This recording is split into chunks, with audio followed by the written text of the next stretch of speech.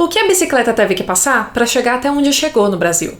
Se um dia a gente sonhava com a Ceci ou com a BMX, hoje ela é o meio de transporte preferido meu e de muita gente por aí.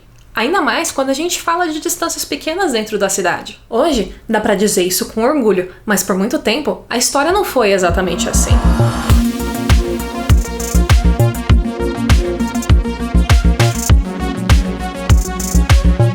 A campanha pro seu pai não esquecer que você quer uma cabana.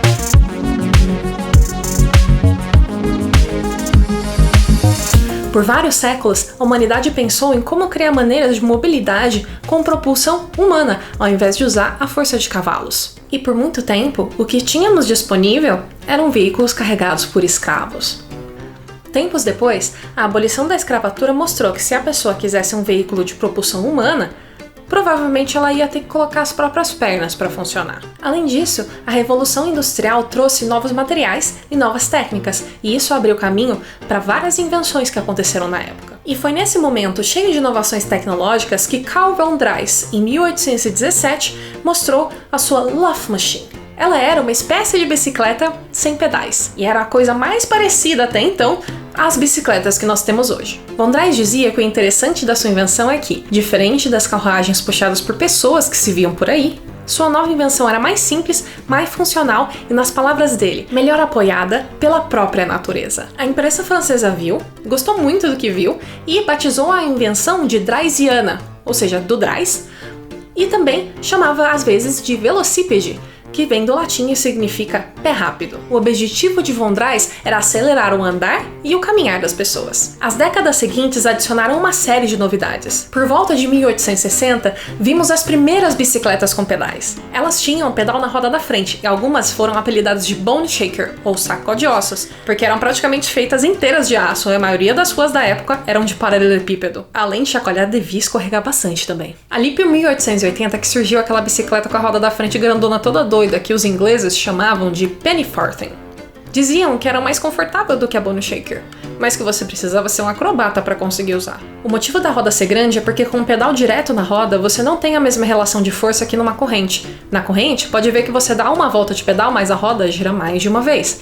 Sem essa engrenagem que funciona como alavanca, a roda maior acaba sendo necessária. E foi então que em 1880 finalmente chegamos nas tais bicicletas de segurança. Foi nessa época que surgiram as primeiras bicicletas femininas, com um quadro mais baixo e proteção na corrente, para poder pedalar usando saia. Em 1888, John Boy Dunlop colocou o primeiro pneu numa bicicleta, o que melhorou muito o conforto dela. Com seus pneus confortáveis e produção fácil, a bicicleta estava pronta para a dominação mundial. Em 1896, aconteceu a primeira Olimpíada da Era Moderna, em Atenas, e a bicicleta estava lá. Com tanto sucesso, foi mais ou menos nessa época que os primeiros imigrantes europeus trouxeram a bicicleta para o Brasil. Em 1895 já existia um clube de ciclismo em Curitiba, com um nome um pouco complicado, e organizado pelos imigrantes alemães. Radfahren, não sei como fala. Em 1896, Veridiana da Silva Prado construiu o primeiro velódromo do país. Esse velódromo viraria a Praça Roosevelt anos depois. Pouco depois da construção do velódromo, foi criado o Velote Clube São Paulo. E acho que você já deve ter reparado uma coisa até agora, né? Os nomes são meio pomposos. Então, bicicleta nessa época era coisa de gente muito rica. As bicicletas eram muito caras de importar e não tinha produção local ainda. Algumas marcas pequenas existiam, mas elas só produziam selim e outras peças simples, pois as peças mais complexas eram todas importadas. E ficou desse jeito durante muito tempo, até que a Primeira Guerra, a crise de 29, o Estado Novo e a Segunda Guerra mudaram bastante como as coisas funcionavam. Foi no final da década de 40 que as primeiras fábricas começaram a surgir, nesse momento misturando peças importadas e nacionais. Muitas marcas pequenas surgiram nessa época, e ao mesmo tempo, grandes lojas como Mapping, Mesbla e Eletroradiobras importavam bicicletas para poder fazer concorrência com as nacionais. A concorrência baixou bastante o preço da bicicleta, e algo que antes era coisa de rico, acabou virando coisa de pobre. O carro tinha acabado de aparecer no Brasil e tinha virado o grande novo sonho de consumo. E a bicicleta foi se tornando o veículo da classe trabalhadora. Mesmo alguns anos depois, com o governo JK abandonando todos os modais de transporte em favor do ônibus, do carro e do caminhão, A bicicleta era muitas vezes o único meio de transporte que era acessível para a população. Em 1964, o governo fez reformas monetárias e suspendeu o acesso a empréstimos governamentais. Essas fábricas pequenas até então dependiam muito de peças e maquinários importados, tendo também dívidas em dólar. O ciclismo com esporte diminuiu muito de tamanho. O que antes dava capa de jornal, agora praticamente nem era mais citado. A bicicleta não era considerada um meio de transporte estratégico pelo governo militar. Então, a partir daqui, ela praticamente virou um brinquedo. E se o país começou a década de 60 com mais de 50 marcas de bicicleta, ele terminaria a década com praticamente só 2. Aos poucos, as fábricas foram fechando ou se consolidando, até que 2 marcas ficaram com 95% do mercado: Caloi e Monarch.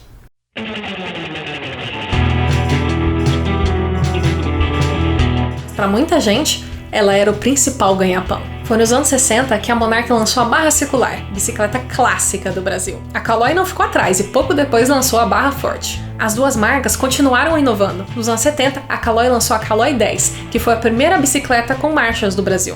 Solte-se numa Caloi 10. Caloi 10, livre por natureza. Caloi 10 porque ela tinha 10 marchas. Finalmente o Brasil tinha alguma coisa que parecia como a road bike. E aí a Monarch, para também não ficar atrás, lançou a sua Positron 10. Outro modelo de bicicleta marcante dessa época foi a Ceci.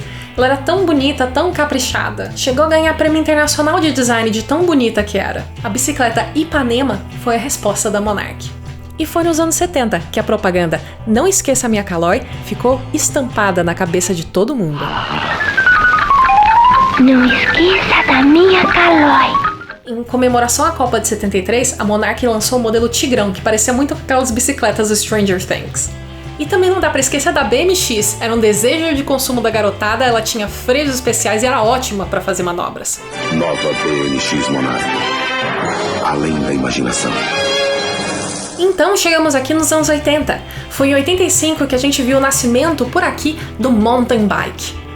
Começou com um grupo de cariocas que importaram bicicletas e começaram a fazer trilhas por aí. Pouco tempo depois, a Caloi lançou a Cruiser, a Monarch lançou a Ranger, e foi em Paraíba do Sul, no Rio de Janeiro, que Marcus Ripper organizaria o primeiro campeonato de mountain bike do Brasil. Em São Paulo, o esporte surgiu com o Cruiser das Montanhas, em Campos do Jordão. Ele foi organizado por ninguém mais, ninguém menos do que Renata Falzoni, a grande diva da bicicleta do Brasil. Para quem não reconhece o nome, ela tem o canal Bike é Legal, sensacional, confiram. Ela também criou passeios noturnos por São Paulo, e até hoje ela é uma das maiores defensoras da bike como meio de transporte no Brasil. E aí, quando os anos 80 acabaram, outra coisa que acabou também foi a reserva de mercado. Agora, a gente podia importar bicicletas. Modelos vindo da China, do Japão, de Taiwan invadiram o mercado. Nisso, as 2 gigantes brasileiras ficaram num impasse. De um lado, bicicletas baratas fazem a Caloi e a Monarch perderem bastante mercado de bicicletas simples. Por outro lado, a chegada de bicicletas de alta qualidade como Trek, Specialized, GT e Cannondale mudou como o público mais exigente consumia esse produto. Caloi e Monarch continuaram existindo depois disso, mas com muito menos força do que tinham antes. A Caloi teve uma linha muito bacana de bicicletas de alumínio nos anos 90, que inclusive fez ela ser o maior fabricante de quadros de alumínio do mundo por um tempo. A Monarch foi diminuindo e praticamente só manteve a mesma linha de produtos, apostando principalmente no sucesso eterno da barra circular. Conforme os anos foram passando, as ruas foram ficando mais cheias e ficou cada vez mais difícil andar de bicicleta dividindo o espaço com os carros. Com o ciclismo nesse estado de insegurança, muita gente parou de andar de bicicleta na rua. Em 1997 foi lançado um novo Código de Trânsito Brasileiro. Além da novidade dos pontos da carteira, o código também reconhecia pela primeira vez a bicicleta como um veículo.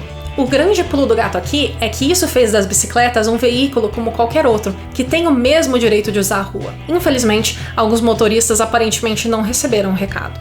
Mesmo assim, a bicicleta foi deixando de fazer parte da infância das pessoas, o esporte foi ficando de nicho, e nos anos 2000, as cidades começaram a travar.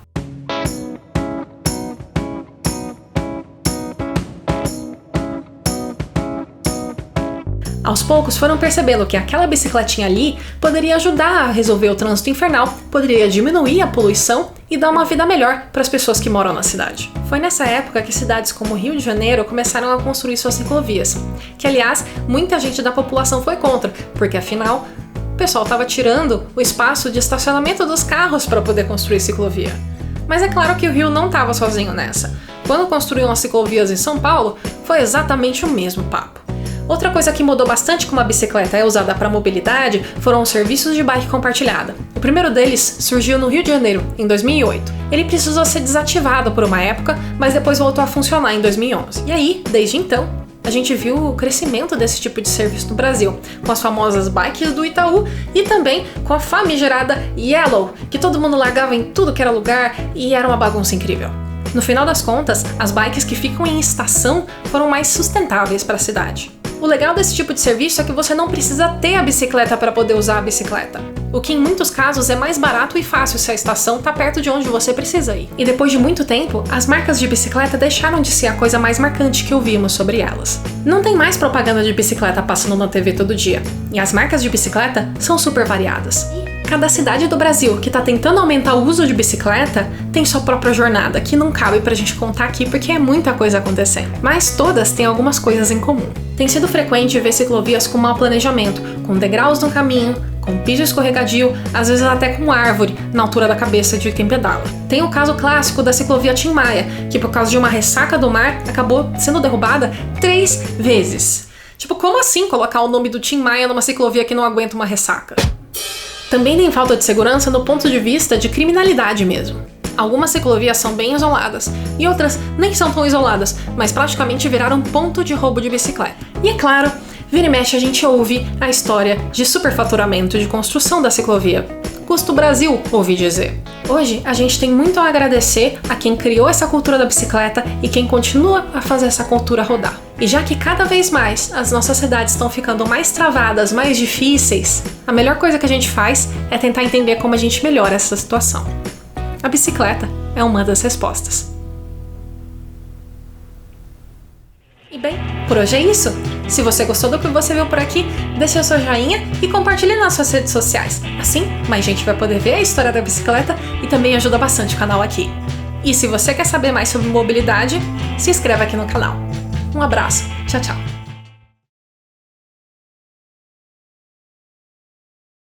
Pega a pedra aqui, me ajuda, irmão! Gente, ninguém vai ajudar abaixo.